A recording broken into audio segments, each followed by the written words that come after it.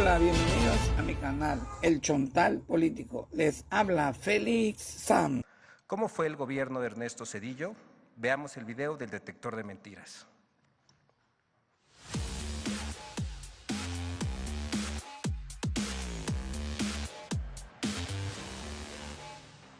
Desde su exilio dorado en empresas y organismos financieros de Estados Unidos, Ernesto Zedillo reaparece como el nuevo guía moral de una derecha extraviada, molesta, derrotada ante la mayoría del pueblo y dicta cátedra de autohalagos. 1. Es mentira que Zedillo creó un poder judicial independiente y garantizó la división de poderes. El 1 de noviembre de 2024, Ernesto Zedillo publicó un artículo en el Washington Post en el que asegura que con su reforma de 1994 consiguió un poder judicial independiente, omitiendo que fue un decretazo del mismo Zedillo el que rediseñó la Suprema Corte de Justicia y que 30 años después, alrededor del 70% de los mexicanos considera un órgano corrupto e ineficaz.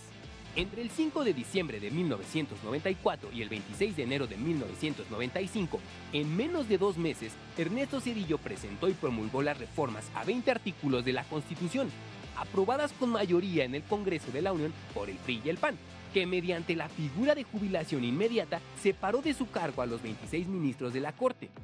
Los 11 ministros de la nueva Suprema Corte no fueron electos más que por el dedazo de Zedillo en acuerdo con el PRI y el PAN. Tan es así que el columnista Raimundo Riva Palacio comparó esta medida con lo realizado por el dictador peruano Alberto Fujimori y consideró que la reforma judicial era el equivalente a un golpe de estado técnico, pues rompía con la división de poderes y la inmovilidad de los jueces establecida en la Constitución.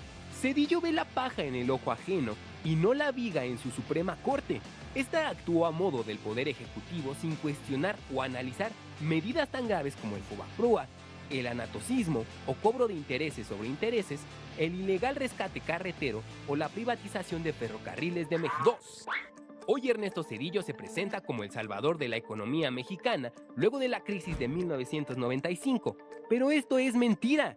Zedillo, el PRI y el PAN endeudaron a todos los mexicanos convirtiendo las deudas privadas en deudas públicas.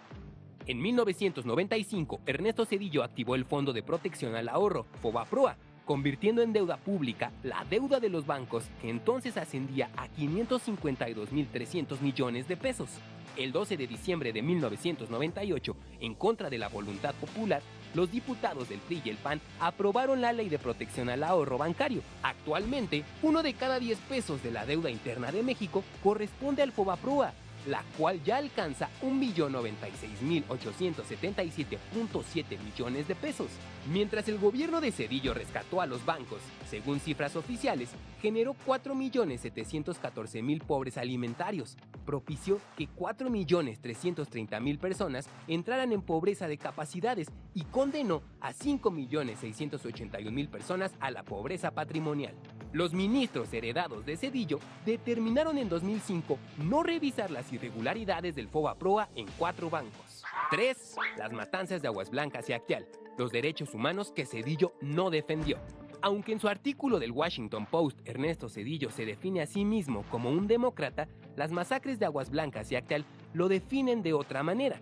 El 28 de junio de 1995, 17 campesinos fueron asesinados por policías y agentes judiciales, quienes dispararon contra los indefensos campesinos a 3 kilómetros del poblado de Aguas Blancas, Guerrero. El 22 de diciembre de 1997, un grupo de 60 paramilitares disparó con armas explosivas del ejército contra un grupo de indígenas tzotziles, mientras se encontraban orando dentro de una ermita, con un saldo de 45 personas muertas. En 2009, la segunda sala de la Suprema Corte determinó que el Estado no debía pagar compensación a 2 detenidos de la matanza de Acteal que pasaron 11 años en la cárcel. 4. Las privatizaciones de Zedillo, el despojo a todas y todos los mexicanos. Ernesto Zedillo continuó con la política neoliberal y las privatizaciones iniciadas por Carlos Salinas de Gortari. De 1994 a 2000, Zedillo privatizó puertos, aeropuertos, minas, satélites y el negocio del gas. La privatización férrea se llevó a cabo mediante la concesión a empresas privadas por 50 años, incluida una al Grupo Ferroviario Mexicano, empresa filial de Union Pacific, en la que Ernesto Zedillo participó en su consejo de administración tras finalizar su presidencia, materializando así la puerta giratoria. Durante su gobierno, Zedillo benefició a una empresa ferrocarrilera privada y luego esta lo benefició a él. La Suprema Corte de Justicia de la Nación, creada por Ernesto Zedillo en 1995, nunca se opuso a las privatizaciones del gobierno zedillista, a pesar de que el pueblo de México sí lo hizo.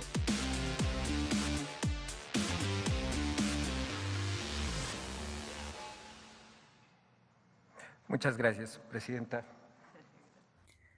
El expresidente neoliberal más corrupto de la historia de México, Ernesto Zedillo Ponce de León. Con su política autoritaria se le hizo fácil pasar esas deudas millonarias del sector privado al gasto público para que el pueblo de México las pagara, y hoy todavía las seguimos pagando. Su gobierno autoritario se caracterizó por las masacres de Acteal y Agua Blanca, la desaparición de líderes políticos, así como la guerra sucia en contra de cualquier oposición. La política de su mal gobierno trajo como consecuencias la pobreza, la marginación, la desigualdad social, movimientos sociales, narcotráfico, secuestro, privatizaciones, etcétera, etcétera.